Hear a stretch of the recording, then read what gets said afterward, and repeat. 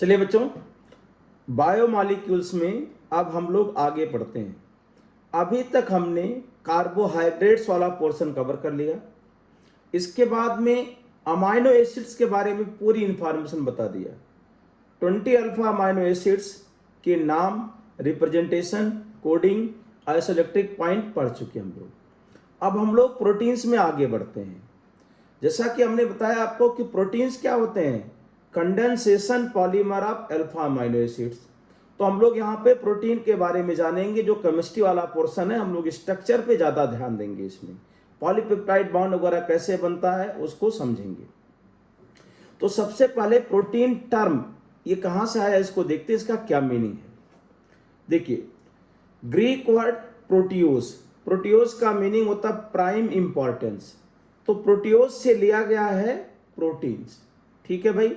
अब प्रोटीन्स का क्या मीनिंग है यहाँ पे देखिए, proteins are the most abundant biomolecules in the living system. जैसा कि मैंने आपको स्टार्टिंग में बताया कि cellulose is the most abundant carbohydrates in the plant kingdom. अरे सुनाई दिया, सेलुलोज क्या है, मोस्ट अबंडेंट आपका biomolecules in the plant kingdom. जबकि प्रोटीन्स क्या है, most abundant biomolecules in the living system. ठीक है। दूसरा पॉइंट देखिए, प्रोटीन हमारे शरीर के प्रत्येक भाग में पाया जाता है। इससे क्या बनता है, it forms basis of fundamental structure. Protein हमारे शरीर के प्रत्येक भाग में पाया जाता है या आधार बनाता है पूरे स्ट्रक्चर का and function of life. It forms fundamental basis of structure and function of life. तीसरा point, all proteins are polymer of alpha amino acid.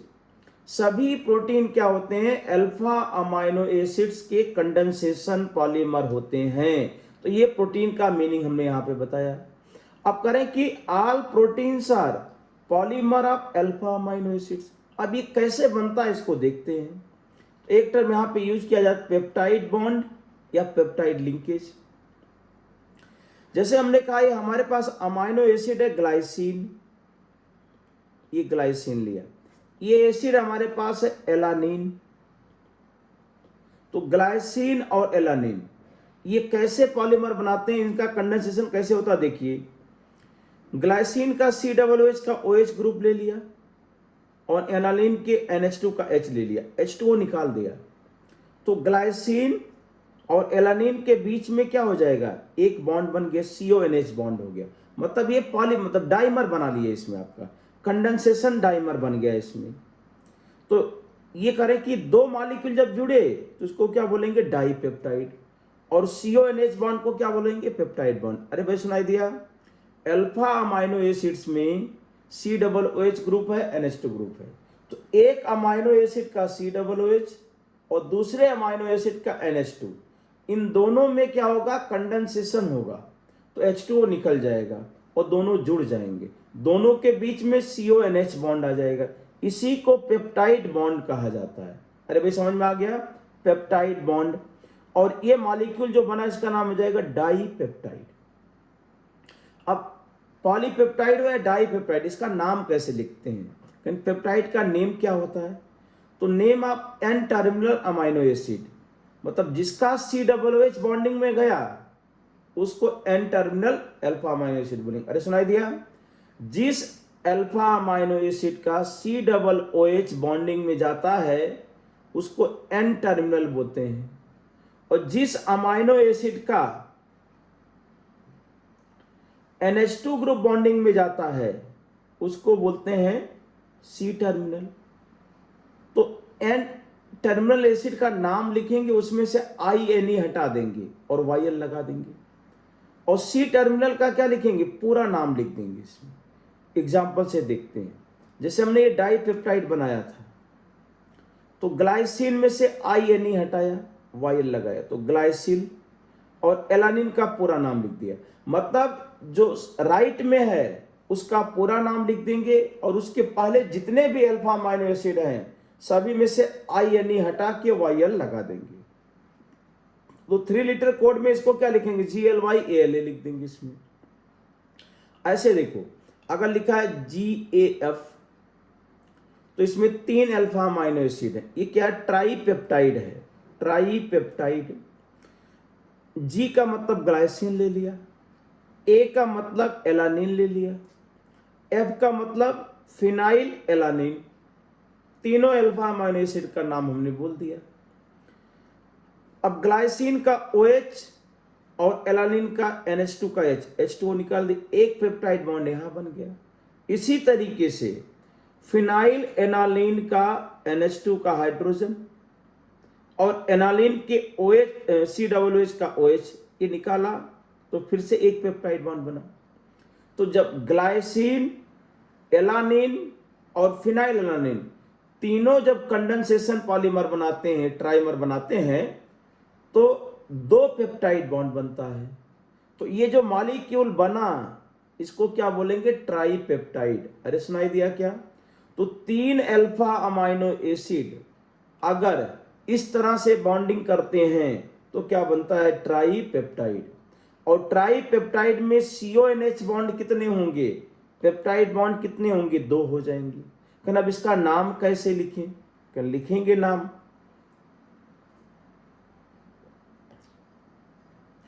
देखिए, जो C टर्मिनल है, जिसका COOH फ्री है, उसका पूरा नाम लिखा जाएगा और उसके पहले जितने हैं सबके नाम से INE हटा देंगे और YL लगा देंगे।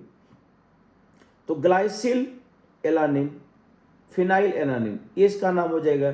3 लेटर कोड में लिखेंगे GLYALA PHE, 1 लेटर कोड में इसको क्या लिखेंगे, GAF। तो अगर ट्राईपेप्टाइड बनता है तो ट्राईपेप्टाइड में 2 पेप्टाइड बॉन्ड है और 3 अल्फा अमाइनो एसिड है। अब देखिए यहां पे लिखा हमने, ट्राईपेप्टाइड का मतलब इसमें नंबर ऑफ पेप्टाइड बॉन्ड्स कितने, 2 और नंबर ऑफ अमाइनो एसिड 3। मतलब इसका हाइड्रोलिसिस करेंगे तो tripeptides on hydrolysis gives 3 alpha amino acid, ऐसा कह सकते हैं।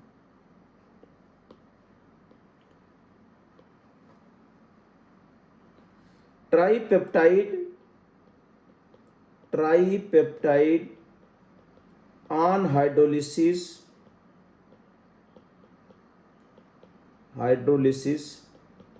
gives 3 alpha amino acid, alpha amino acids. तो यहां तक सभी को पेप्टाइड बॉन्ड क्या होते हैं अच्छी तरह समझ में आ गया। और पॉलीपेप्टाइड में कितने अल्फा अमाइनो एसिड हैं, कितने पेप्टाइड बॉन्ड है, ये भी आप बता सकते हो। जैसे हमने एक क्वेश्चन लिखा है यहां पे, how many tripeptides are obtained by combination of glycine, alanine and phenylalanine. अगर 3 अल्फा अमाइनो एसिड हैं तो कितने पेप्टाइड्स इससे बन सकते हैं? तो देखिए GAF, अगर F को हमने C टर्मिनल लिखा तो इससे 2 बनेंगे, GAF AGF 2। अगर ग्लाइसिन को हम लास्ट में रखते हैं तो AFG FAG 2 और बने। अगर एलानिन को लास्ट में रखते हैं, C टर्मिनल पे रखते हैं तो FGA और GFA। मतलब अगर 3 अल्फा अमाइनो एसिड्स हैं तो 3 पेप्टाइड, तो यहां पे 3 alpha amino acid from 3 alpha amino acids it forms 6 ट्राईपेप्टाइड्स। 6 ट्राईपेप्टाइड्स बनेंगे 3 अल्फा अमाइनो एसिड से। अब आगे देखते हैं, how many amino acids are obtained by hydrolysis of pentapeptide. अगर हमारे पास पेंटापेप्टाइड है, पेंटापेप्टाइड, तो पेंटापेप्टाइड के हाइड्रोलिसिस से हमें 5 अल्फा अमाइनो एसिड्स मिलेंगे। और अगर इसमें हम क्वेश्चन पूछें कि पेंटापेप्टाइड में कितने पेप्टाइड बॉन्ड हैं, pentapeptide how many peptides bonds are present in pentapeptide, तो कहोगे 4। यहां का आंसर क्या लिख देंगे, 5 लिख देंगे इसको। अब इसके बाद आ जाइए पॉलीपेप्टाइड्स क्या होते हैं ये समझते हैं। अभी तक हमने ये बता दिया कि पेप्टाइड बॉन्ड क्या होता है, और डाइपेप्टाइड, ट्राइपेप्टाइड, उसके नाम कैसे लिखते हैं ये बता दिया। और प्रोटीन्स क्या होते हैं, पॉलीमर होते हैं अल्फा अमाइनो एसिड्स के। अल्फा अमाइनो एसिड्स हमने पहले पढ़े इसमें। तो इस तरीके से पेप्टाइड बॉन्ड बनता है। पॉलीपेप्टाइड क्या होता है उसको देखते हैं। तो peptides containing more than 10 alpha amino acid. हमने बनाया डाइपेप्टाइड, ट्राइपेप्टाइड, टेट्रापेप्टाइड, पेंटापेप्टाइड, इस तरह से बनाते जाएंगे। अगर पेप्टाइड चेन में more than 10 alpha amino acids है तो उस पेप्टाइड को पॉलीपेप्टाइड कहा जाएगा। अरे सुनाई दिया भाई। यदि पेप्टाइड चेन में 10 से ज्यादा अल्फा अमाइनो एसिड हैं तो उसको पॉलीपेप्टाइड कहा जाएगा। अब आप यहां तक सभी को समझ में आ जाना चाहिए भाई कि पॉलीपेप्टाइड क्या है, समझ में आ गया। आपको ना कि प्रोटीन की डिफिनेशन बताओ।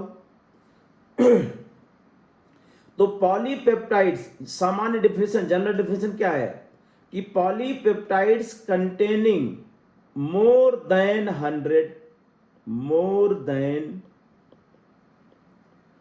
100 अल्फा अमाइनो। ध्यान से सुनना भाई कि polypeptide chain containing more than 100 alpha amino acids and having molecular weight 10,000 AMU पर मॉलिक्यूल, या फिर क्या लिख दें 10,000 ग्राम पर मोल। यदि पॉलीपेप्टाइड का मॉलिक्यूलर वेट 10,000 ग्राम पर मोल या पॉलीपेप्टाइड चेन में 100 से अधिक अल्फा अमाइनो एसिड हैं तो उस पॉलीपेप्टाइड चेन को प्रोटीन कहा जाएगा। पॉलीपेप्टाइड क्या है बता दिया भाई।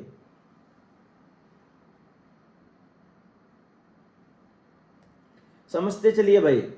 पेप्टाइड चेन में अगर more than 10 alpha amino acid है तो उसको पॉलीपेप्टाइड कहा जाता है। उसी पॉलीपेप्टाइड चेन को प्रोटीन कब कहा जाएगा, जब उसमें more than 100 alpha amino acid और मॉलिक्यूलर वेट क्या होगा मोर देन 10,000 AMU पर मॉलिक्यूल या फिर ग्राम पर मोल, तो उसको क्या बोलेंगे प्रोटीन्स। भाई समझ में आ गया होगा। एग्जाम्पल लिखा केराटिन, मायोसिन, एल्बुमिन, ये क्या है प्रोटीन्स के एग्जाम्पल हैं। एक्सेप्शन देखिए यहां पे, इंसुलिन को प्रोटीन माना जाता है। अरे सुनना ध्यान से भाई, लेकिन इसमें केवल 51 अल्फा अमाइनो एसिड्स हैं, ये पूछा जाएगा। ध्यान से सुन लीजिए भाई, केवल 51 अल्फा अमाइनो एसिड्स हैं इंसुलिन। हमने क्या बताया कि polypeptides having more than 100 alpha amino acid उनको प्रोटीन कहा जाता है। लेकिन इंसुलिन एक ऐसा एग्जाम्पल है जिसमें केवल 51 अल्फा अमाइनो एसिड हैं, फिर भी इसको प्रोटीन कहा जाता है। इसमें प्रोटीन की प्रॉपर्टीज पाई जाती है, याद रखेंगे। आगे बढ़ते हैं। अब देखिए अभी तक हमने जो पढ़ा उसके लिए 2-3 एग्जाम्पल कर लेते हैं। पेप्टाइड लिंकेज क्या है भाई, CONH को पेप्टाइड लिंकेज कहा जाता है, अभी बताया इसको। The force of attraction between the neighbouring peptide chain is hydrogen bond, peptide linkage, covalent bond, ionic bond. Hydrogen bond होता है, मतलब दो पॉलीपेप्टाइड चेन के बीच में जो फोर्स आएगा उसका नाम होगा hydrogen bond. The structure of SCR and ALA, तो 3 लेटर कोड में रिप्रेजेंट। तो अगर हमें अल्फा अमाइनो एसिड का 3 लेटर कोड याद है और अल्फा अमाइनो एसिड के फार्मूले भी का आइडिया है तब ये क्वेश्चन कर पाएंगे, अदरवाइज नहीं कर पाएंगे। आपको एलानिन का फार्मूला नहीं याद है, ऐसे क्वेश्चन नहीं होंगे। अब देखिए एलानिन अभी हमने बताया था NH2, अमाइनो एसिड में स्ट्रक्चर पढ़ चुके हैं, COOH है। अब ये टर्मिनल देखो, H को हटा दें यहाँ से, तो ये हमारे पास आ गया, इसमें नहीं है, इसमें भी नहीं है, तो एक ही ऑप्शन है। अगर आप SCR का स्ट्रक्चर नहीं याद है तब भी आप कर सकते थे इसको। तो सेकंड ऑप्शन में क्या आ जाएगा आपका, SCR एलानिन, ये डाइपेप्टाइड हो जाएगा। SCR वायलिन का स्ट्रक्चर, तो वायलिन में आइसोप्रोपाइल आना चाहिए हमारे पास, और इसमें CH2OH आता है इसमें, तो आइसोप्रोपाइल, ये भी सेकंड ऑप्शन हो गया। फिर इसका B ऑप्शन आ जाएगा इसमें। तो इस तरीके से आप पहचान कब पाएंगे, जब आपको अल्फा अमाइनो एसिड्स का स्ट्रक्चर याद होगा, नाम याद होगा, 3 लेटर कोड याद होगा, 1 लेटर कोड याद होगा, तो आप इस टाइप के क्वेश्चन कर पाएंगे। अभी तक हमने डाइपेप्टाइड, ट्राइपेप्टाइड, पॉलीपेप्टाइड किसको बोलते हैं, प्रोटीन किसको बोलते हैं, ये यहां तक हम लोगों ने कर लिया। अब आगे देखते हैं classification of proteins on the basis of molecular से। हाँ, अभी तक हमारे पास बेसिक आइडिया क्या आ गया कि जो हमारे पास अमाइनो एसिड के कंडेंसेशन पॉलीमर होते हैं उसको प्रोटीन्स कहा जाता है, पॉलीपेप्टाइड चेन को प्रोटीन कहा जाता है। इतना हम लोगों ने सुन लिया, इतना सीख लिया इसमें। अब करें कि ज्योमेट्री के हिसाब से, शेप के हिसाब से कितने प्रकार के प्रोटीन होते हैं, ये समझना है हम लोगों को इसमें। तो फाइब्रस प्रोटीन की when polypeptide chains run parallel and are held together by hydrogen bond disulfide bonds, then fiber like structure is formed. Such proteins are generally insoluble in water. अगर पॉलीपेप्टाइड चेन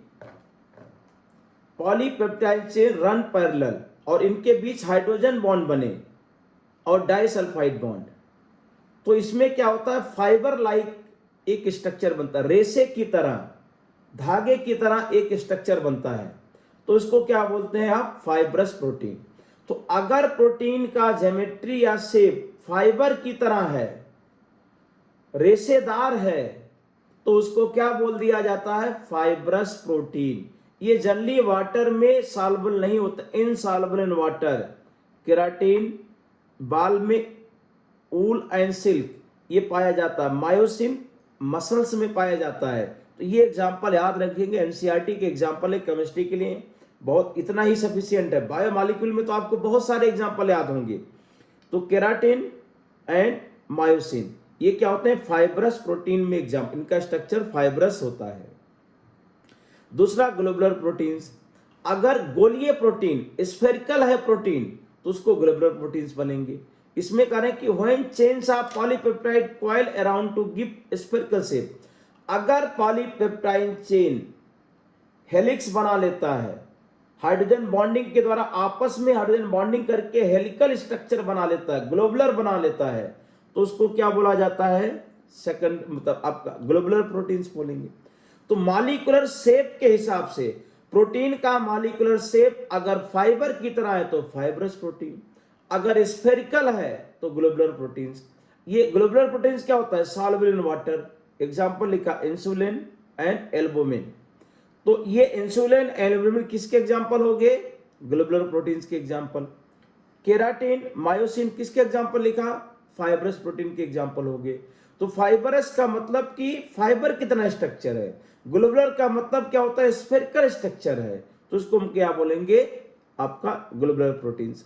अब इसके बाद में classification of proteins on the basis of structure, structure के हिसाब से इसको further कैसे क्लासिफाई किया जाता है उसको देखते हैं।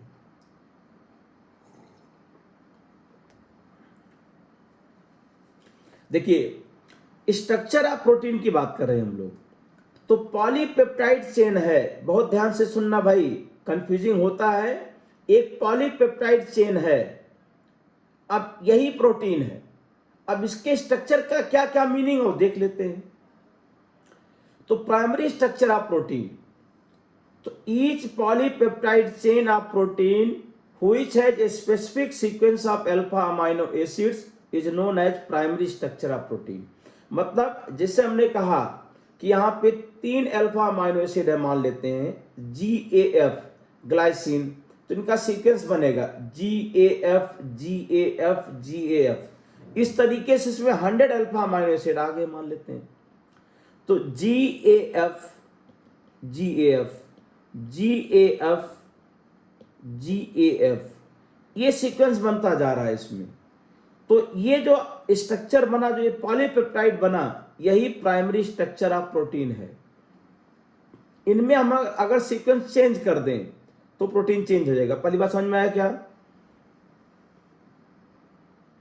Each polypeptide chain of protein which has a specific sequence, मतलब अल्फा अमाइनो एसिड का एक स्पेसिफिक या डेफिनेट सीक्वेंस है, तो उससे पॉलीपेप्टाइड चेन बनी, उसको क्या बोलेंगे? Primary structure of protein. अगर उस सीक्वेंस में ऑर्डर चेंज कर देंगे, जैसे करें कि ग्लाइसिन था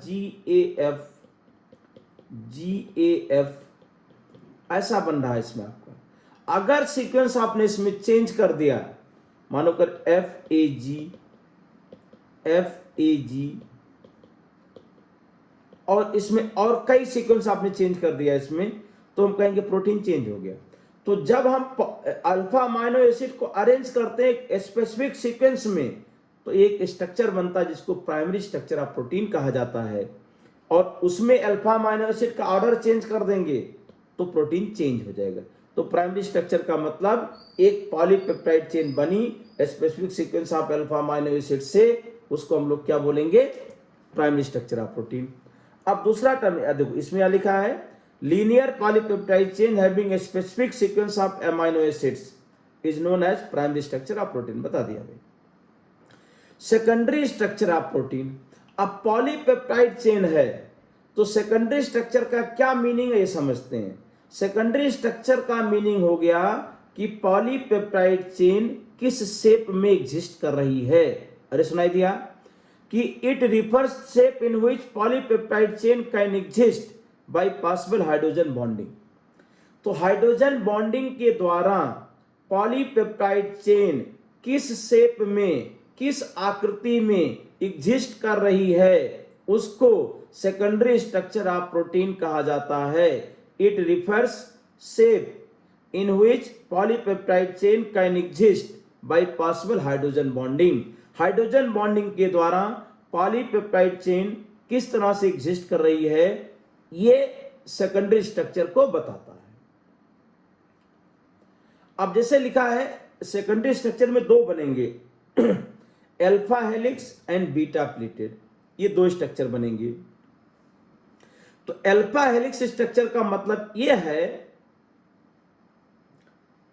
इन alpha helix structure long polypeptide chain forms all possible hydrogen bond by twisting into a right handed screw. ये लाइन आप याद करेंगे, मतलब राइट हैंडेड स्क्रू के फॉर्म में इस तरह से पॉलीपेप्टाइड चेन मुड़ के राइट हैंडेड स्क्रू के फॉर्म में सभी संभव हाइड्रोजन बॉन्ड बना ले तो हेलिकल स्ट्रक्चर बन जाएगा, उसको बोलेंगे अल्फा हेलिक्स स्ट्रक्चर। फिर से सुनिए, long polypeptide chain forms all possible hydrogen bond. जैसे एग्जांपल देखो, यहां पे ये पॉलीपेप्टाइड चेन था, ये CONH था, CONH इसके साथ जुड़ा होगा पॉलीपेप्टाइड बॉन्ड। जब ये करें कि मुड़ के अगले टर्म पर इसका CONH ग्रुप यहां पे होगा, ये तो इसका CO इसके NH के साथ हाइड्रोजन बॉन्डिंग बना ले तो हेलिक्स बन जाएगा यहां पे। तो इसमें करें कि पॉलीपेप्टाइड चेन अगर सभी संभव हाइड्रोजन बॉन्ड बना लेती है आपस में तो हेलिकल स्ट्रक्चर बन जाएगा। ऐसा कह सकते हैं कि पॉलीपेप्टाइड चेन अगर सभी संभव हाइड्रोजन बॉन्ड बनाती है तो हेलिकल स्ट्रक्चर इसका बन जाता है। इसी को बोला जाता है alpha helix structure of protein. तो सेकेंडरी स्ट्रक्चर में हेलिक्स बना, स्फेरिकल बना, इसीलिए कहेंगे alpha helix structure of protein. अरे भाई समझ में आया क्या? फिर से देखिए, it refers shape in which polypeptide chain can exist. Polypeptide chain जिस शेप में एग्जिस्ट करती है वो सेकेंडरी स्ट्रक्चर कहा जाता है। तो सेकेंडरी स्ट्रक्चर से शेप का आइडिया चलता है इसमें। पॉलीपेप्टाइड चेन अगर हेलिक्स बना लिया तो अल्फा हेलिक्स स्ट्रक्चर कहा जाएगा। और हेलिक्स कैसे बना ये बता दिया इसमें, सभी संभव हाइड्रोजन बॉन्ड बना लेगा पॉलीपेप्टाइड चेन तो हेलिक्स स्ट्रक्चर बन जाएगा। अब कुछ इंफॉर्मेशन देखिए, जब एक हेलिक्स बनेगा यहाँ पे, इसको एक हेलिक्स कहा दिया जाएगा। इसमें एक हेलिक्स में अप्रोक्सीमेटली 3.6 अल्फा अमाइनो एसिड्स होते हैं। ये इंफॉर्मेशन 3.6 अल्फा अमाइनो एसिड्स।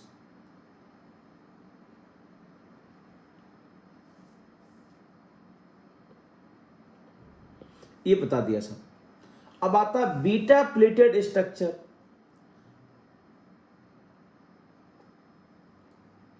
तो ऐसा समझो कि ये पॉलीपेप्टाइड चेन है, पॉलीपेप्टाइड चेन, ये तो इसको क्या मैक्सिमम लेंथ तक स्ट्रेच कर देंगे, खींच देंगे आप इसमें। तो मतलब आपस में हाइड्रोजन बॉन्ड ना बनाने पाए। अगर आपस में हाइड्रोजन बॉन्ड बनाएगा तो हेलिक्स बन जाएगा। अरे बहुत आसानी से बोल रहे हैं भाई बात को। अगर पॉलीपेप्टाइड चेन आपस में हाइड्रोजन बॉन्ड बना लिया तो हेलिक्स बन जाएगा। लेकिन आपस में हाइड्रोजन बॉन्ड अगर नहीं बनाया और इसको आपने खींच दिया और इसके साइड में दूसरी पॉलीपेप्टाइड चेन लाएंगे तो दोनों के बीच हाइड्रोजन बॉन्ड बनेगा।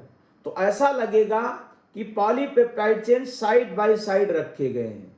तो ये प्लेट्स बनेगा, जैसे कपड़े की तह बनती है ना, उसी तरह से बन जाएगी इसमें आपका।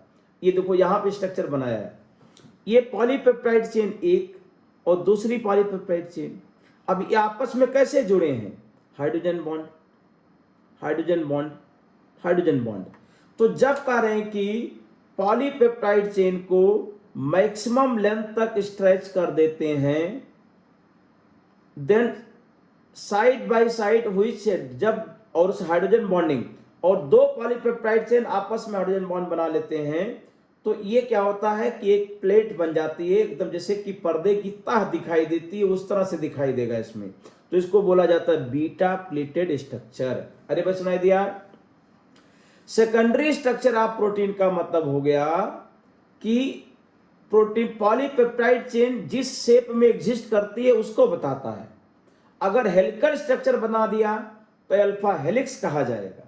अगर बीटा प्लेटेड का मतलब है कि पॉलीपेप्टाइड चेन को मैक्सिमम लेंथ तक खींच देंगे और साइड बाय साइड रखेंगे, आपस में वो हाइड्रोजन बॉन्ड के द्वारा जुड़े रहेंगे, तो ये प्लेट पर्दे की तरह की तरह दिखाई देगा, इसलिए इसको बीटा प्लेटेड स्ट्रक्चर कहा जाएगा।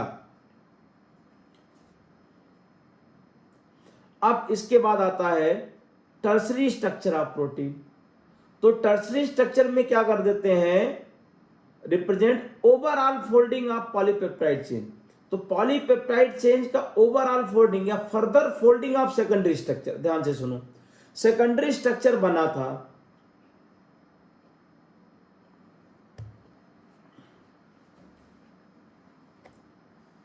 मानो सेकेंडरी स्ट्रक्चर बना था, उसको आपने कपड़े की तह बनाई, एक बार और फोल्ड कर दिया तो टर्सरी बन जाएगा। इसमें आपको क्या लिखा रहा है? Represents over tertiary structure of protein overall folding of polypeptide chain, that is further folding of secondary structure of proteins gives tertiary structure.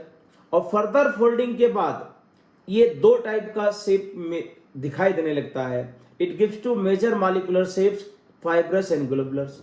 The main forces which stabilize secondary and tertiary structure. अरे भाई ठीक है, secondary बना था, आप further folding कर दो tertiary बन जाएगा, बस इतना याद रखो। अब इसके बाद मेन पॉइंट जो याद रखेंगे, secondary and tertiary structure of proteins are stabilised by, चार फोर्स का नाम याद रखेंगे भाई। एक है हाइड्रोजन बॉन्ड्स, दूसरा लिखा डाइसल्फाइड बॉन्ड, तीसरा लिख दिया वंडरवाल फोर्सेस, और चौथा फोर्स यहां पर लिख दिया electrostatic force of attraction.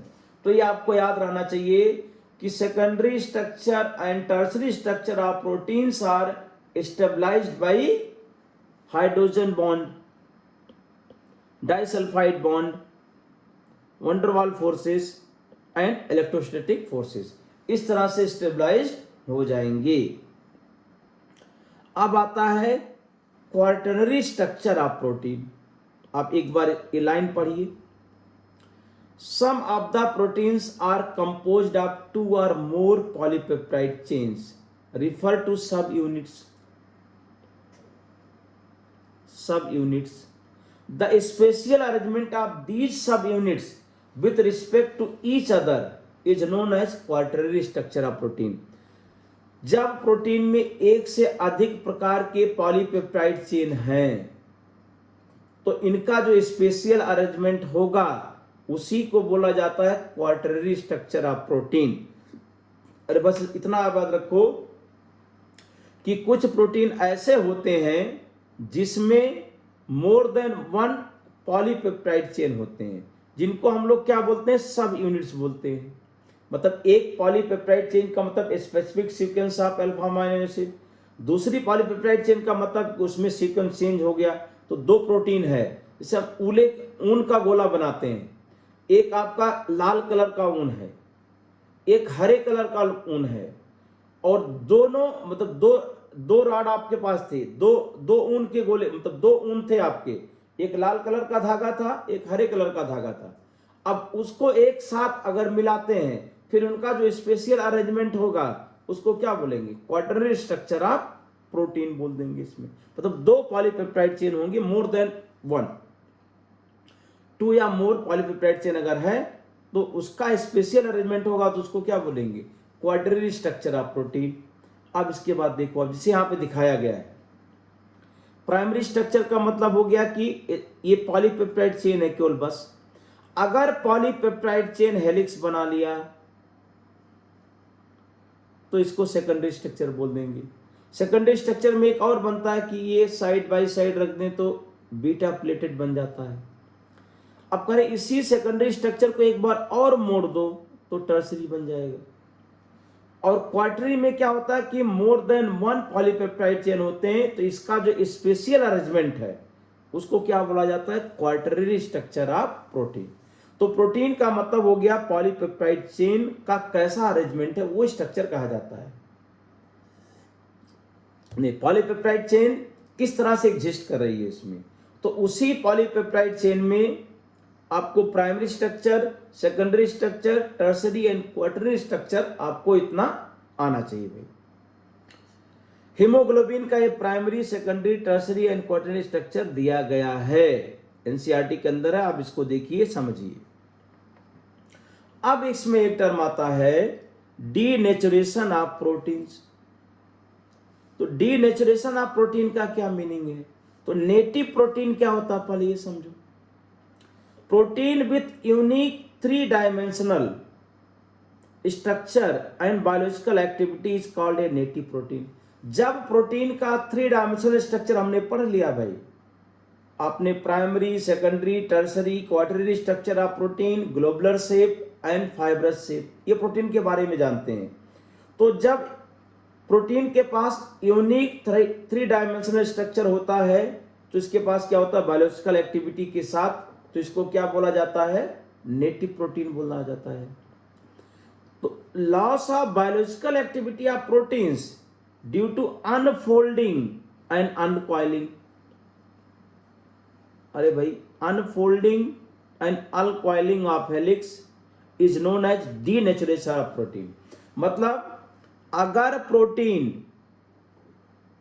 Primary structure में कन्वर्ट हो जाता है, हेलिक्स खत्म हो जाए, कॉइल खत्म होता है, बीटा प्लेटेड भी खत्म हो जाए, टर्सरी स्ट्रक्चर का फर्दर फोल्डिंग भी खत्म हो जाए, इसमें unfolding and uncoiling of helix, तो इसको बोलते हैं डीनेचुरेशन ऑफ प्रोटीन। मतलब प्रोटीन का 3 dimensional unique 3 dimensional structure and biological activity होती है। अगर वो अपना 3 डायमेंशनल स्ट्रक्चर खो दे, लॉस कर दे, तो कहेंगे कि ये प्रोटीन क्या हो गया, डीनेचुराइज्ड हो गया, डीनेचुरेशन ऑफ प्रोटीन हो गया, इसका ये मतलब हो गया। तो अब ड्यू टू, ये लाइन हमें याद रखना है, due to denaturation secondary and tertiary structure of proteins converted into primary structure, ये याद रखेंगे। And primary structure remains intact, primary structure में कोई चेंज नहीं होगा, मतलब specific sequence of alpha amino acid रहेगा ही रहेगा। तो प्राइमरी स्ट्रक्चर में कोई चेंज नहीं आएगा, केवल सेकेंडरी एंड टर्सरी क्या हो जाएगा, आपका प्राइमरी में कन्वर्ट हो जाएगा। तो इसको कहते हैं कि due to denaturation secondary and tertiary structure of proteins converted into primary structure of protein and primary structure remains intact. ये पॉइंट याद रखेंगे. Denaturation of proteins is achieved by increasing temperature and by changing pH. अगर protein है heat कर दोगे तो denaturation हो सकता है. अगर पीएच चेंज कर देंगे, सोल्यूशन था प्रोटीन का, कुछ पीएच है, पीएच बढ़ा दिया तो फिर वहां पे डीनेचुरेशन ऑफ प्रोटीन होगा, हो सकता है. अब देखिए जैसे एग्जांपल लिखा है, on boiling the coagulation of egg. जब अंडे को बॉयल करते हैं, मुर्गी के अंडे को बॉयल किया जाता है तो व्हाइट पार्ट क्या होता है, कोगुलेट कर जाता है, येलो पार्ट भी कोगुलेट कर जाता है. तो कोगुलेशन हुआ मतलब डीनेचुरेशन हो गया. अब डीनेचुरेशन में हुआ क्या, सेकेंडरी और टर्सरी स्ट्रक्चर क्या हो गए, प्राइमरी में कन्वर्ट हो गए. अरे भाई यही तो बता रहे हैं डीनेचुरेशन का मीनिंग. तो जब कोगुलेशन हुआ तो व्हाइट पार्ट क्या हो गया, कोगुलेट होकर के सॉलिड बना दिया. पहले लिक्विड था तो लिक्विड में स्पेसिफिक सीक्वेंस था, टर्सरी स्ट्रक्चर था, सेकेंडरी स्ट्रक्चर था, अब प्राइमरी में कन्वर्ट हो गया. तो ये करें कि ये common example of denaturation of protein on boiling. अच्छा, अब इसमें पूछा जाता है कि जो प्रोटीन के अंदर वाटर था वो कहां पे गया ड्यूरिंग कोगुलेशन. जब कोगुलेशन हुआ तो वाटर कहां पे गया. तो वाटर क्या होता है, जो कोगुलेट बना वो वाटर, कोगुलेट वाटर को ऑब्जर्व कर लेगा, कोगुलेट वाटर को ऑब्जर्व करेगा. कैसे करेगा देखिए, जब कोगुलेशन हुआ तो प्राइमरी स्ट्रक्चर बन गया इसमें. अब प्राइमरी स्ट्रक्चर आपस में हाइड्रोजन बॉन्डिंग करते हैं तो सेकेंडरी स्ट्रक्चर बनता है. अब करें कि आपस में नहीं बॉन्ड करेंगे, इसमें इनके बीच में वाटर आ जाएगा. तो वाटर क्या होगा, इन प्राइमरी स्ट्रक्चर्स के बीच में, कोगुलेट के बीच में एब्जॉर्ब हो जाएगा बाय हाइड्रोजन बॉन्डिंग. तो उसको कहेंगे क्या हो गया आपका वाटर. ये क्वेश्चन एनसीईआरटी में दिया गया है कि water present in egg absorb by coagulate and forms hydrogen bonds between primary structure of protein. तो इस तरह से क्या होगा, वाटर वहां पे कोगुलेट होकर के हाइड्रोजन बॉन्डिंग मतलब एब्जॉर्ब हो जाएगा बाय कोगुलेट, ऐसा कह सकते हैं. Curdling of milk is common example of denaturation of protein. तो जब हम लोग दही बनाते हैं, दूध से दही बनना भी क्या हो गया, डीनेचुरेशन ऑफ प्रोटीन का एग्जांपल है. कम से कम इतना याद रखेंगे. तो मिल्क के अंदर जो बैक्टीरिया है वो लैक्टिक एसिड में कन्वर्ट कर देता है. तो इस तरह से क्या होता है कि आपका डीनेचुरेशन ऑफ प्रोटीन हो गया. कर्डलिंग ऑफ मिल्क, दूध से दही बनना भी क्या है, डीनेचुरेशन ऑफ प्रोटीन का एग्जांपल है. तो डीनेचुरेशन ऑफ प्रोटीन में हम लोग इतना याद कर लेंगे. अब हम लोग आगे बढ़ते हैं. एक टर्म है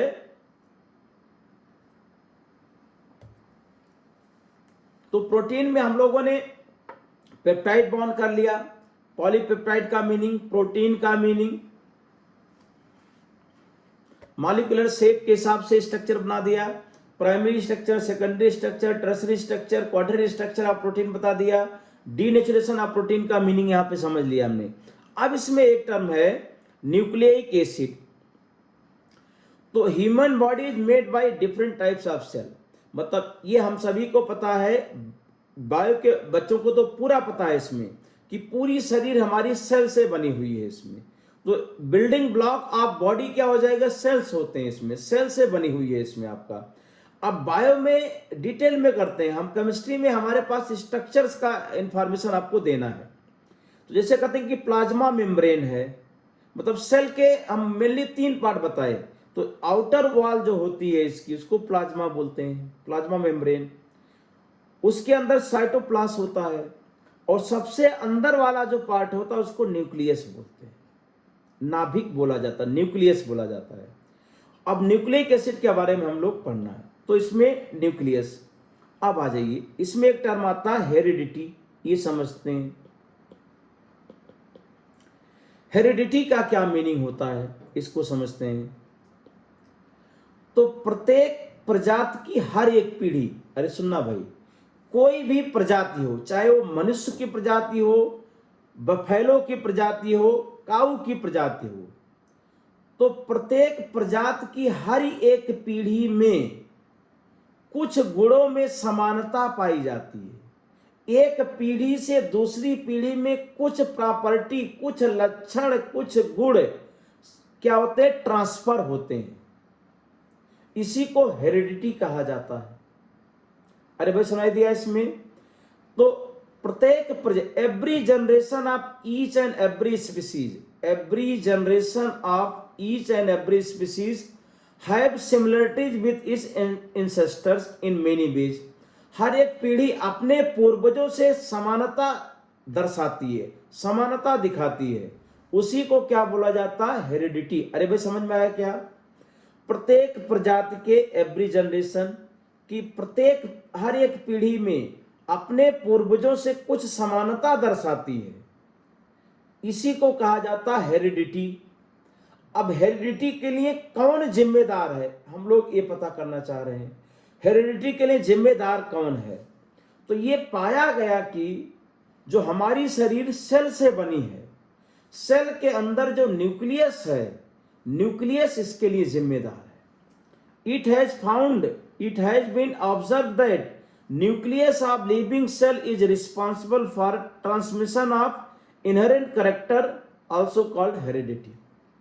इनहेरेंट कैरेक्टर, ये जो लक्षण ट्रांसफर होते हैं एक पीढ़ी से दूसरी, अपने पूर्वजों के लक्षण जो आते हैं लोगों के अंदर, उसी को हेरिडिटी कहा जाता है, वंश अनुवांशिकता कहा जाता है, वंश परंपरा कहा जाता है। अरे भाई समझ में आया? जो अपने पूर्वजों से जो गुण हमारे अंदर आए हैं वही क्या है? अनुवांशिकता है, वही क्या? हेरिडिटी है। और हेरिडिटी के लिए जिम्मेदार कौन है? ये कैसे ट्रांसफर होता है? इसको जो ट्रांसफर होता है कहते हैं कि जो लिविंग सिस्टम है वो सेल से बना है, सेल के अंदर न्यूक्लियस है, न्यूक्लियस जिम्मेदार है ये इनहेरेंट कैरेक्टर एक पीढ़ी से दूसरी पीढ़ी में ट्रांसफर करने के लिए। तो हेरिडिटी का ये मीनिंग आ गया। अब इसके बाद देखते हैं, अब हमने ये कहा कि सेल के अंदर जो न्यूक्लियस है वो जिम्मेदार है एक पीढ़ी से दूसरी पीढ़ी में प्रॉपर्टी को ट्रांसफर करने के लिए, सिमिलरिटीज को ट्रांसफर करने के लिए। फिर आगे करें कि न्यूक्लियस में कौन सा पार्टिकल जिम्मेदार है? तो न्यूक्लियस के अंदर एक पार्टिकल है क्रोमोसोम्स, ये रिस्पॉन्सिबल फॉर हेरिडिटी। अरे भाई सुनाई दिया क्या? सेल के अंदर न्यूक्लियस, न्यूक्लियस में कौन सा? Chromosomes is responsible for heredity. अब इसके बाद क्रोमोसोम्स किससे बना हुआ है? क्रोमोसोम्स में made by proteins and other type of biomolecules called nucleic acid. देखो हमने इसको डायग्राम से बनाया है। सेल के अंदर न्यूक्लियस है, न्यूक्लियस में क्रोमोसोम्स है, क्रोमोसोम्स किससे बना है? Some protein and nucleic acid से बना है। और न्यूक्लिक एसिड कौन है? Nucleic acids are mainly two types, deoxyribose nucleic acid and ribose nucleic acid. तो since nucleic acids are long chain polymer of nucleotides, तो न्यूक्लिक एसिड को polynucleotides भी कहा जाता है। न्यूक्लिक एसिड्स को पॉलीन्यूक्लियोटाइड्स भी कहा जाएगा इसमें। अब देखो, प्रत्येक प्रजाति के एक पीढ़ी से दूसरी पीढ़ी में अपने पूर्वजों से जो समानता होती है उसको हेरिडिटी कहा जाता है। अब इसके लिए जिम्मेदार कौन है? लिविंग सेल का जो न्यूक्लियस है इसके लिए जिम्मेदार है। न्यूक्लियस के अंदर कौन जिम्मेदार है? कहीं क्रोमोसोम्स जिम्मेदार है। क्रोमोसोम्स किससे बना है? कहीं प्रोटीन एंड न्यूक्लिक एसिड से। न्यूक्लिक एसिड क्या है? कहीं डीएनए है और आरएनए है। इसको हम लोग समझेंगे। डीऑक्सीराइबो न्यूक्लिक एसिड और राइबो न्यूक्लिक एसिड, ये दोनों जिम्मेदार हैं। और हम लोग न्यूक्लिक एसिड को दूसरा नाम क्या लिखते हैं? पॉलीन्यूक्लियोटाइड्स। भाई इतना हमने क्लियर बता दिया है। अब आते हैं, तो इसी को जितना हमने आगे पढ़ाया उसी को डायग्राम से भी बताया कि लिविंग सेल, सेल के अंदर न्यूक्लियस, न्यूक्लियस के अंदर क्रोमोसोम्स, क्रोमोसोम्स किससे बना है? प्रोटीन से बना है, न्यूक्लिक एसिड से बना है। ये जिम्मेदार हैं किसके लिए? हेरिडिटी के लिए। अब आ जाते हैं हम लोग chemical composition of nucleic acid. Nucleic acid हम लोग दो पढ़ेंगे, डीएनए एंड आरएनए। अब इनका केमिकल कंपोजिशन क्या है ये समझते हैं हम लोग। तो देखिए, अभी ये चीज हम जो लिख रहे हैं इसको हमें याद करना, इसका स्ट्रक्चर आगे पढ़ेंगे, केमिस्ट्री का यही टारगेट है। Complete hydrolysis of DNA gives, जब डीएनए का कंप्लीट हाइड्रोलिसिस करते हैं तो क्या बनता है?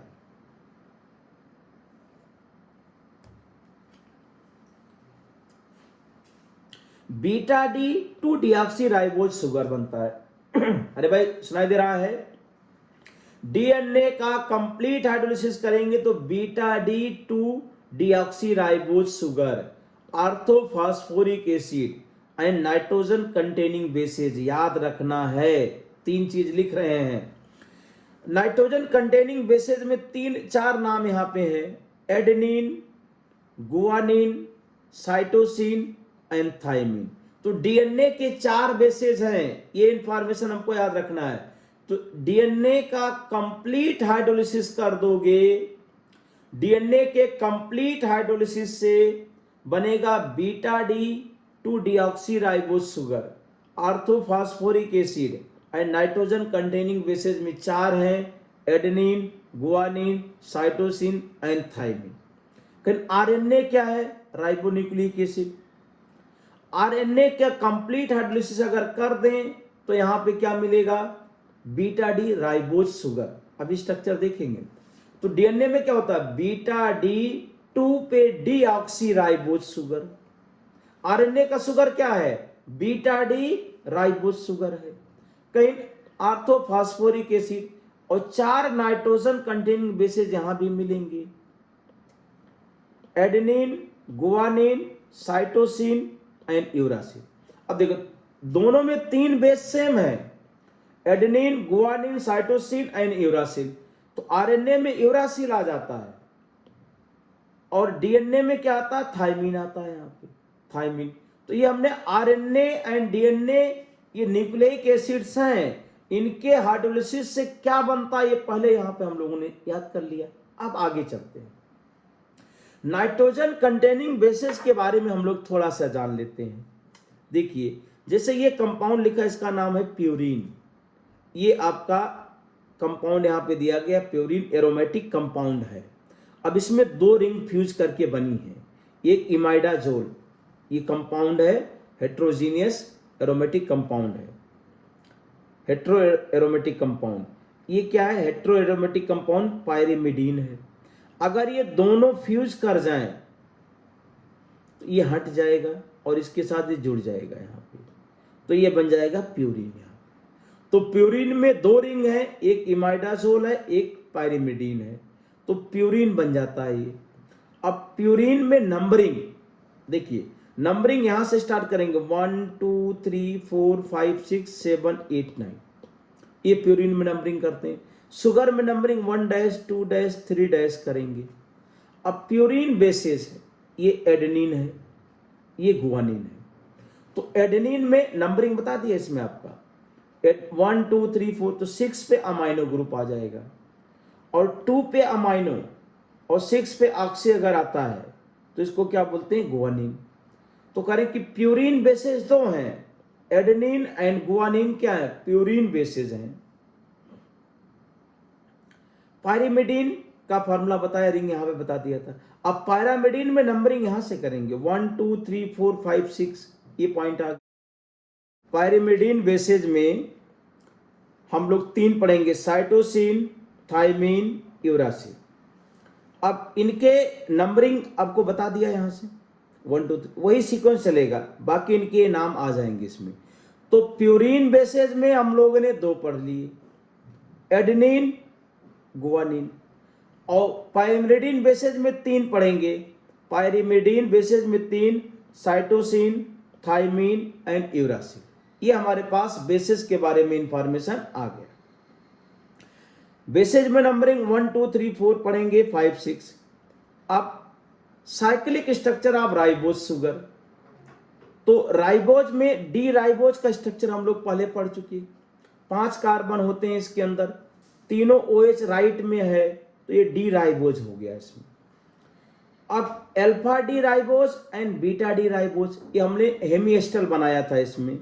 तो जब ये करें कि फर्स्ट कार्बन यहां पे नंबरिंग अगर हम करते हैं 1 2 3 1 dash 2 dash 3 dash 4 dash 5 dash. तो 1 डैश पे जब क्या होता है, रिंग फॉर्मेशन हो जाता है, तो क्या बनता है, साइक्लाइजेशन होगा। तो alpha D ribose and beta D ribose बनेगा। अगर OH राइट में तो अल्फा डी, OH लेफ्ट में तो बीटा डी। अब इसका हम 5 मेंबर रिंग बनाएंगे, जैसे हमने फ्रक्टोज का बनाया था, तो हावर्थ प्रोजेक्शन फार्मूला कहा जाता है। तो इसमें आप क्या करेंगे, तुरंत 5 मेंबर रिंग बनाएंगे, 4 कार्बन की, 1 ऑक्सीजन की। 1 dash, 2 dash, 3 dash, 4 dash, 5 dash, ऐसे बना लिया। तो जो ये ग्रुप है, अगर ये बिलो द प्लेन लिखेंगे तो अल्फा डी बनेगा, मतलब इसमें बिलो द प्लेन बन गया। इसमें 4 पे CH2OH को हमेशा ऊपर रखेंगे, तो ये अल्फा डी राइबोज शुगर आ गया। इसको बीटा डी राइबोज में क्या कर देंगे, 1 डैश पे OH को एबव द प्लेन कर देंगे। तो ये स्ट्रक्चर बनाना हम लोगों को आता है। तो alpha D ribose sugar, beta D, मतलब cyclic structure of glucose fructose जहां पे बनाया था वहां पे ये सिखाया हुआ है, तो वहीं से इसको लिया। तो ये alpha D ribose, beta D ribose. अब करें कि beta D 2 deoxy ribose sugar बनाना है, तो भाई ये 2 डैश पे OH है, इसमें से ऑक्सीजन निकाल दो। 2 डैश पे जो ऑक्सीजन था इसको निकाल लिया यहां से, तो क्या हो गया, beta D 2 deoxy ribose sugar आ गया। तो इसमें हाइड्रोजन। तो ये करें कि DNA का शुगर है, DNA का शुगर क्या, बीटा डी 2 डीऑक्सी राइबोज। हमने स्ट्रक्चर बता दिया भाई, इसमें पूरा कॉन्सेप्ट के साथ बताया, इसमें ये याद रखेंगे इसमें।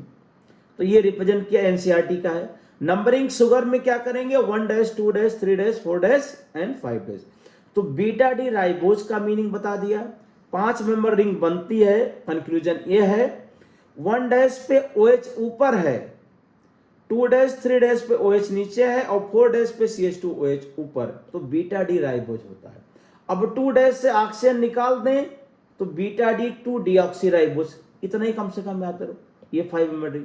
तो बीटा डी 2 डीऑक्सी राइबोज बन गया। अब स्ट्रक्चर ऑफ न्यूक्लिक एसिड, अरे भाई न्यूक्लिक एसिड कहां पे है, न्यूक्लियस के अंदर है। क्रोमोसोम्स किससे बना है, न्यूक्लिक एसिड से बना है, एंड प्रोटीन से बना है। और क्रोमोसोम किसके लिए जिम्मेदार है, हेरिडिटी के लिए, आनुवांशिकता के लिए जिम्मेदार है। अब करें कि न्यूक्लिक एसिड का स्ट्रक्चर बताइए इसमें, तो फॉर्मेशन ऑफ न्यूक्लियोसाइड। अब यहां पे पहले न्यूक्लियोसाइड कैसे बनता देखते हैं।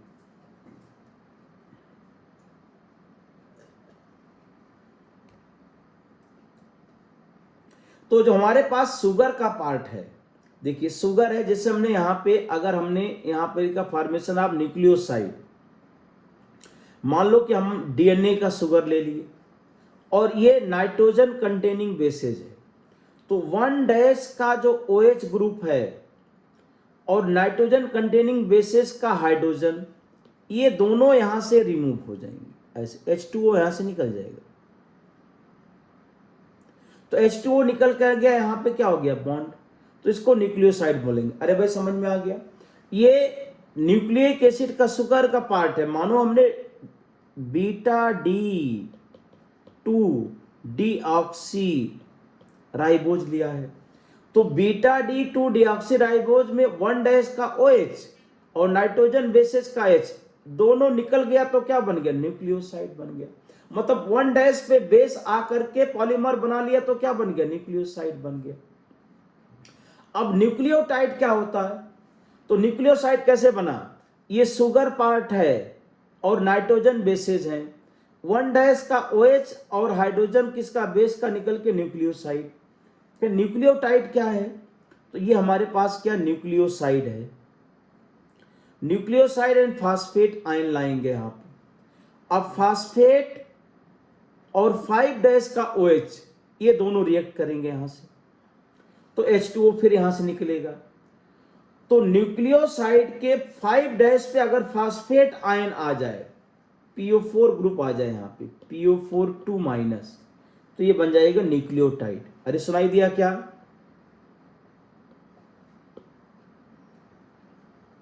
न्यूक्लियोटाइड। अगर आपको यहां पे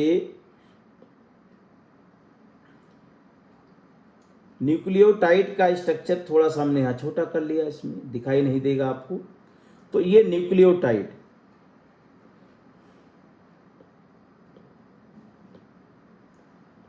तो न्यूक्लियोसाइड और फास्फेट आयन के बीच में जब रिएक्शन हो गया यहाँ पे, तो 5' पे फास्फेट आयन आ गया, तो क्या बन गया? न्यूक्लियोटाइड। और न्यूक्लिक एसिड क्या होते हैं? पॉलीन्यूक्लियोटाइड होते हैं। ये न्यूक्लियोटाइड बना। अब एक न्यूक्लियोटाइड, दूसरा न्यूक्लियोटाइड। अब करें कि एक न्यूक्लियोटाइड 5' पे जो फास्फेट लगा है, दूसरे न्यूक्लियोटाइड के 3' के OH के साथ इंटरेक्शन करेगा। अरे सुनाई दिया?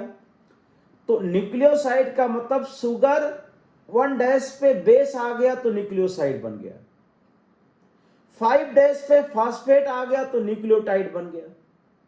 अब दो न्यूक्लियोटाइड आपस में रिएक्ट करेंगे, 5' का फास्फेट और 3' का OH, तो इनके बीच में एक लिंकेज बनेगी, तो 3' एंड 5' के बीच में फास्फेट आ जाएगा। तो जो हमारे पास शुगर पार्ट है, शुगर के 3' कार्बन और 5' कार्बन, एक शुगर का 3', दूसरे शुगर का 5', इनके बीच में अगर फास्फेट आ गया तो इसको बोला जाता है फास्फोडाइस्टर लिंकेज। तो न्यूक्लियोटाइड पॉलीमराइज हो जा रहा है, तो इससे क्या बनेगा? आपका पूरा पॉलीन्यूक्लियोटाइड बनेगा। इसी पॉलीन्यूक्लियोटाइड को आप क्या बोलते हैं? Nucleic acid. अरे बात सुनो ध्यान से भाई, न्यूक्लियोसाइड बन गया और न्यूक्लियोसाइड के 5' पे, शुगर वाले 5' पे अगर फास्फेट आ गया तो न्यूक्लियोटाइड कहेंगे। अब न्यूक्लियोटाइड आपस में पॉलीमराइज होंगे। कैसे? 5' का फास्फेट दूसरे न्यूक्लियोटाइड के 3' के OH के साथ शुगर वाले पार्ट से रिएक्ट करेगा, तो क्या होगा? दो शुगर के बीच में फास्फेट आ जाएगा, इसी को फास्फोडाइस्टर लिंकेज बोलेंगे, और ये क्या बन जाएगा? आपका पॉलीन्यूक्लियोटाइड। यही क्या है? न्यूक्लिक एसिड है। यही DNA हो सकता है, RNA हो सकता है इसमें, तो ये पॉलीन्यूक्लियोटाइड बन जाएगा। यहाँ पे देखो, यहाँ लिखा है न्यूक्लियोटाइड, ये पॉलीन्यूक्लियोटाइड बन गया। ये आपके पास ये डाइन्यूक्लियोटाइड बना, इस तरह से पॉलीन्यूक्लियोटाइड बन जाएगा। अब फाइनली, तो simplified version of nucleic acid chain is as shown below. Sugar base phosphate, sugar base phosphate, sugar base phosphate, ये पूरा पॉलीमर बनेगा। कैसे? Sugar base phosphate, sugar base phosphate, हमने जो बनाया उसको देखो, sugar base phosphate, sugar base phosphate, sugar base phosphate, ऐसे पॉलीमर बनता जाएगा, तो ये पॉलीन्यूक्लियोटाइड बन जाएगा। इसी को क्या बोलते हैं? Nucleic acid. अब ये क्या हो सकता है? DNA हो सकता है या RNA हो सकता है, DNA एंड RNA। अब इसके बाद में primary structure of nucleic acid का मतलब क्या है? तो ये करें कि शुगर बेस फास्फेट, ये प्राइमरी स्ट्रक्चर है। जैसे प्राइमरी स्ट्रक्चर आप प्रोटीन में पढ़ते थे, sugar base phosphate, sugar base phosphate, sugar base phosphate, तो ये करें कि the sequence of nucleotides in the chain of nucleic acid is called its primary structure. तो अगर ये सिंगल चेन है न्यूक्लिक एसिड का, पॉलीन्यूक्लियोटाइड है, इसी को क्या बोला जाएगा? Primary structure of nucleic acid. Secondary structure of nucleic acid का क्या मीनिंग है? तो DNA और अन्य क्या, DNA और RNA क्या है? न्यूक्लिक एसिड है, सभी को पता चल गया। पॉलीन्यूक्लियोटाइड को क्या बोलेंगे? प्राइमरी स्ट्रक्चर, जो इसमें specific sequence of sugar base phosphate दिया गया है। अब इनका करें कि जो न्यूक्लिक एसिड होता है इसका सेकेंडरी स्ट्रक्चर होते हैं, तो DNA का सेकेंडरी स्ट्रक्चर का क्या मीनिंग है और RNA के सेकेंडरी स्ट्रक्चर का क्या मीनिंग है, वो हम लोग यहां समझते हैं। DNA and RNA have secondary structures. जैसे करें कि सेकेंडरी स्ट्रक्चर ऑफ DNA, तो double strand helix structure of DNA। अब एक स्ट्रैंड अगर है तो वही प्राइमरी स्ट्रक्चर है। Double strand structure of DNA का क्या मतलब है? भाई देखिए, ये 5' से स्टार्ट हुआ, एक स्ट्रैंड यहां पे बनाया आपने, एक चेन लिया, 3' पे खत्म हुआ, तो ये कह रहे हैं कि ये पॉलीन्यूक्लियोटाइड की एक स्ट्रैंड हो गई। अब दूसरी स्ट्रैंड इसका कॉम्प्लीमेंट्री होना चाहिए, तो 5' से नहीं स्टार्ट करेंगे, 3' से स्टार्ट करेंगे। और ये दूसरा हेलिक्स बनाएगा यहाँ पे, 5' पे खत्म हो जाएगी इसमें। तो डबल स्ट्रैंड डीएनए का मतलब है कि दो पॉलीन्यूक्लियोटाइड चेन जो एक दूसरे के कॉम्प्लीमेंट्री हैं वो आपस में क्या होते हैं, बॉन्डिंग कर लेते हैं। कैसे? कॉम्प्लीमेंट्री का मतलब क्या है कि जैसे शुगर बेस फॉस्फेट हमने पढ़ा, एक चेन मानो यहां पे गुआनिन है और दूसरी चेन में साइटोसिन है, तो गुआनिन एंड साइटोसिन के बीच में हाइड्रोजन बॉन्ड बनता है। The two strands are complementary to each other because the hydrogen bonds are formed between specific pairs of bases। मतलब स्पेसिफिक पेयर्स के बीच में ही हाइड्रोजन बॉन्डिंग होता है, इसलिए एक दूसरे के कॉम्प्लीमेंट्री। मतलब जैसे करें कि एक चेन में आपका एडेनिन है और दूसरे स्ट्रैंड में थायमीन है, तो इनके बीच में दो हाइड्रोजन बॉन्ड बन जाता है। ये भी याद रखेंगे, डबल हाइड्रोजन बॉन्ड यहां पे बनेगा।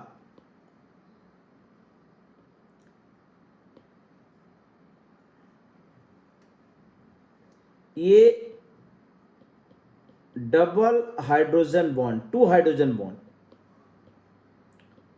ये 2 हाइड्रोजन बॉन्ड्स और यहां लिखेंगे 3 hydrogen bonds between guanine and cytosine. Cytosine and guanine में 3 हाइड्रोजन बॉन्ड बनेगा, एडेनिन एंड थायमिन में 2। डबल स्ट्रैंड का मतलब कि 2 स्ट्रैंड यहां पे आएंगी, मतलब एक पॉलीपेप्टाइड चेन को एक स्ट्रैंड बोला जाएगा। एक पॉलीपेप्टाइड चेन है यहाँ पे 3' से स्टार्ट होकर ये एक स्ट्रैंड हो गया। दूसरा स्ट्रैंड का मतलब दूसरी पॉलीपेप्टाइड चेन, अगर पहली 3' से स्टार्ट हुई तो दूसरी 5' से स्टार्ट होगी। अब दोनों चेन के बीच में एक में गुआनिन था, दूसरे में साइटोसिन, इनके बीच 3 हाइड्रोजन बॉन्ड बन गया। एक में एडेनिन था, दूसरे में थायमीन, दोनों के बीच में डबल बॉन्ड। तो स्पेसिफिक पेयर ऑफ बेसेस के बीच में ही हाइड्रोजन बॉन्ड बनता है, इसीलिए क्या होता है, ये डबल सेकेंडरी स्ट्रक्चर जब बनता है तो एक दूसरे के कॉम्प्लीमेंट्री होने चाहिए।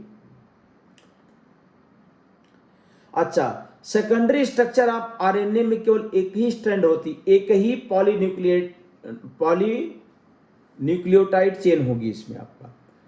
तो अब देखो, डीएनए के सेकेंडरी स्ट्रक्चर में 2 पॉलीन्यूक्लियोटाइड चेन, डबल स्ट्रैंड होता है, और आरएनए के सेकेंडरी स्ट्रक्चर में केवल एक ही स्ट्रैंड होगा। अब वो स्ट्रैंड क्या बना लेगा आपका, आपस में हाइड्रोजन बॉन्डिंग बना सकता है इसमें, which sometimes fold back to itself, अपने आप को मोड़ करके आपस में हाइड्रोजन बॉन्डिंग बना करके सेकेंडरी स्ट्रक्चर बनाएगा।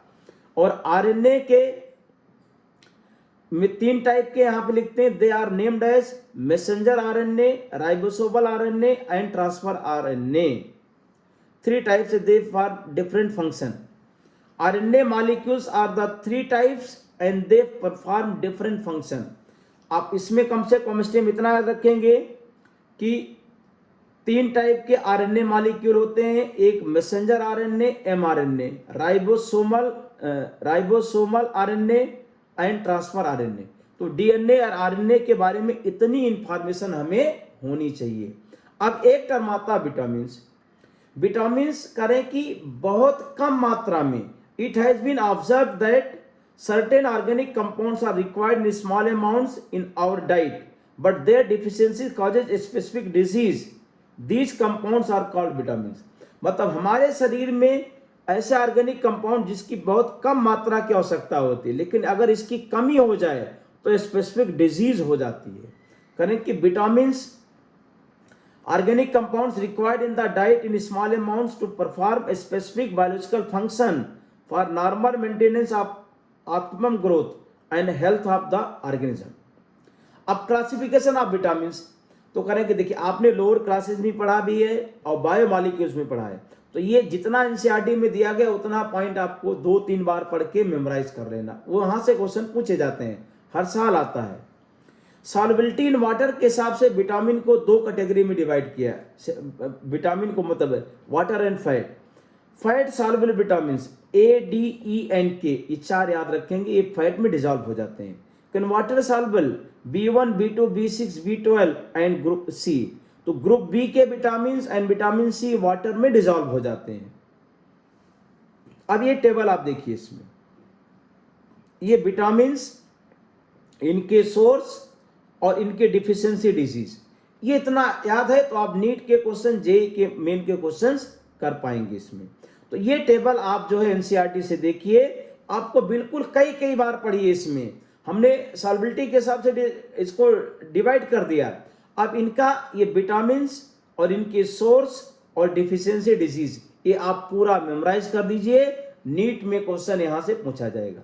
तो बायोमॉलिक्यूल्स के लिए जो आपको यहाँ पे हमने कार्बोहाइड्रेट्स कवर कर लिया, अमाइनो एसिड प्रोटीन बता दिया, न्यूक्लिक एसिड बता दिया, विटामिन्स के फंक्शंस आप यहाँ पे याद कर लेंगे।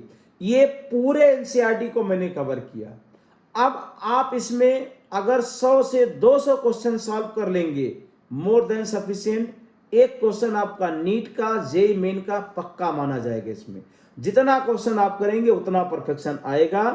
तो बायोमॉलिक्यूल्स में थ्योरी बस इतना, थ्योरी कहीं और से आपको देखने की जरूरत नहीं है, केवल थ्योरी आप जितना मैंने बताया है उसको देखिए और क्वेश्चन सॉल्व कीजिए। डेफिनेटली आप बोर्ड में, जेई में और नीट तीनों में इसके बाहर नहीं पूछा जाएगा। Thank you.